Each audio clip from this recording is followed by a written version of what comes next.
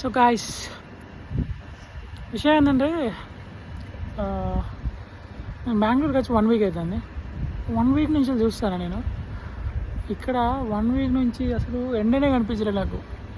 ఈరోజు చూస్తే ఎండ దద్దరిల్లిపోతుంది. నా కళ్ళు కూడా తెరవనీకి ఫోన్ చూద్దామంటే ఇగో గ్లాసులకైనా కూడా ఎండ పోతుంది లోపలికి, కళ్ళ లోపలికి అంత ఎండ కొడుతుంది. డైరెక్ట్ నేను సూర్యుని చూడలేకపోతున్నా.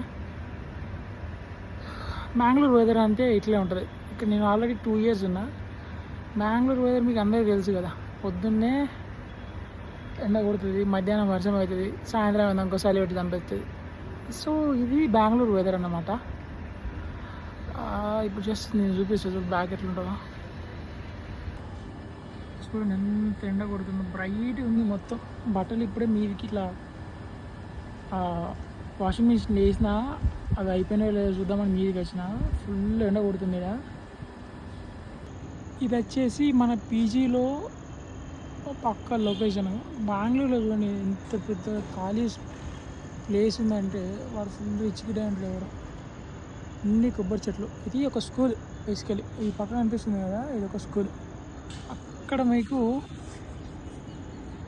జూమ్ అక్కడ యాక్సెంచర్ ఉంది అండ్ ఇంకొక యాక్సెంచర్ ఇటు పక్క ఉంటుంది.